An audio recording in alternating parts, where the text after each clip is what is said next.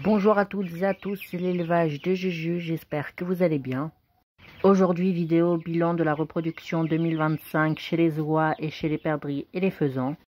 Nous allons donc commencer par les perdrix. Donc chez les perdrix, j'ai eu des œufs. Malheureusement, je n'ai pas pu les mettre en couveuse parce que la couveuse s'est très vite remplie. Il y avait donc des œufs de paon et des œufs de brahma.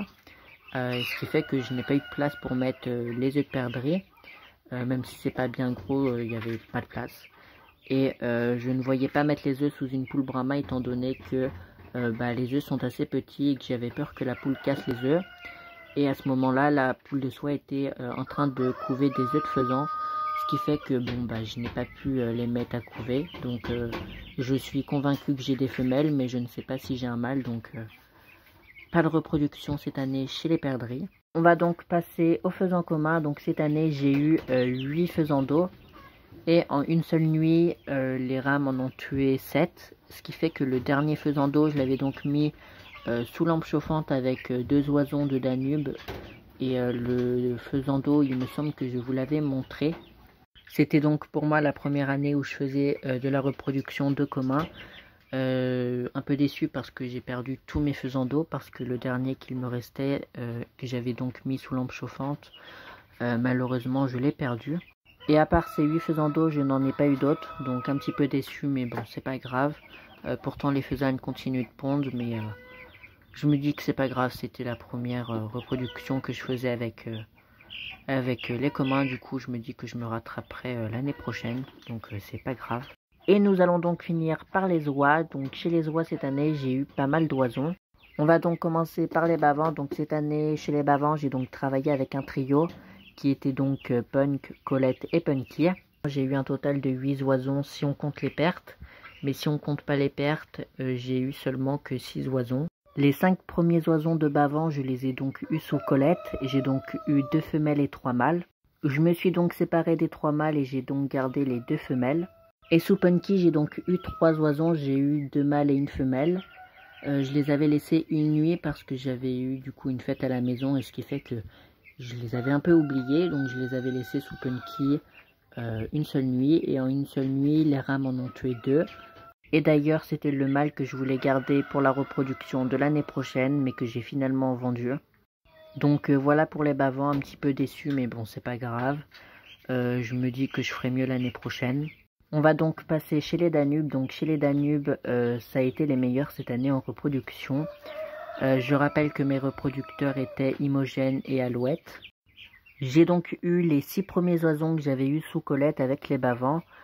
Malheureusement, les rats m'en avaient tué 2.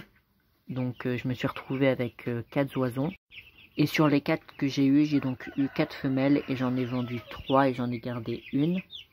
Et pour la deuxième ponte d'Alouette, je l'ai donc laissé couver et j'ai eu 4 oisons. Je les avais laissés et malheureusement les rats m'en ont tué 2, ce qui fait que je me suis retrouvé avec 2 oisons. J'ai eu un mâle et une femelle. Vous les avez vus dans l'éleveuse avec du coup le petit faisan. Je ne vous les avais pas remontrés parce que du coup la femelle s'était tordu la patte et je trouvais que c'était pas quelque chose qu'on montrait sur les réseaux. Donc j'ai préféré ne pas vous les montrer. Mais pour les gens qui me suivent sur Insta, vous avez donc vu l'annonce. Ils sont donc partis, voilà, le mâle et la femelle. Donc voilà. Donc un peu déçu parce que j'ai eu pas mal de pertes, mais je suis à la fois content parce que j'ai quand même eu pas mal d'oisons. Bien évidemment, toutes les erreurs que j'ai faites cette année, je ferai en sorte de ne pas les reproduire l'année prochaine. Donc c'est-à-dire maintenant, je ramasserai les oisons, voilà. Donc voilà, et éventuellement ne plus laisser les femelles couver et directement mettre les œufs en couveuse. Donc je pense fonctionner comme ça pour l'année prochaine. Donc je vais réfléchir, mais du coup voilà. Et j'en profite également pour vous parler des pans, voilà, puisque ma mère elle aime bien quand je parle de ses pans en vidéo, etc. Et bah pourquoi pas aussi faire un petit bilan sur les pans. Donc cette année on a eu pas mal d'œufs, malheureusement on n'a pas eu beaucoup de petits. Dans la première tournée on avait eu 6 œufs, malheureusement on n'a eu aucun œuf de bon.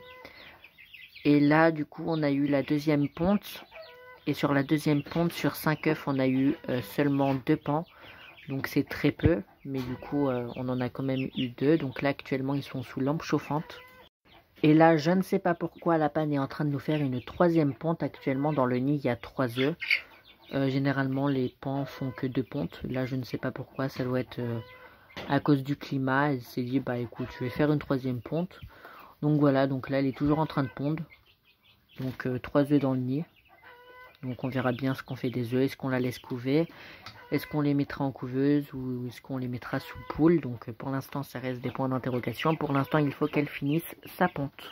Et comme vous pouvez le constater, je suis donc avec quelques jeunes brahmas. Donc cette année, mon frère s'est restreint en quantité.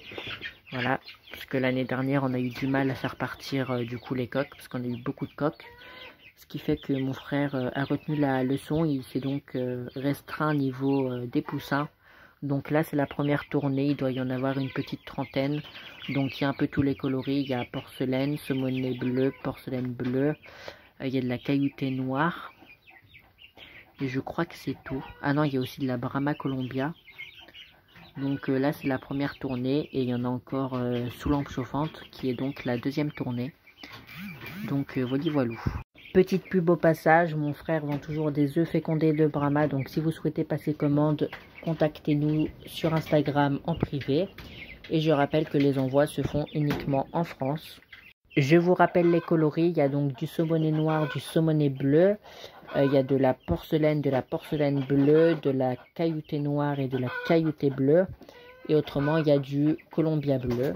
Donc voilà. Et sur ce, moi c'est ici que je vais vous laisser. Si la vidéo vous a plu, n'hésitez pas à liker, à commenter, puis n'hésitez pas à vous abonner pour suivre l'évolution de mon élevage. Et moi je vous dis ciao pour une prochaine vidéo. Ciao, c'était l'élevage de Juju.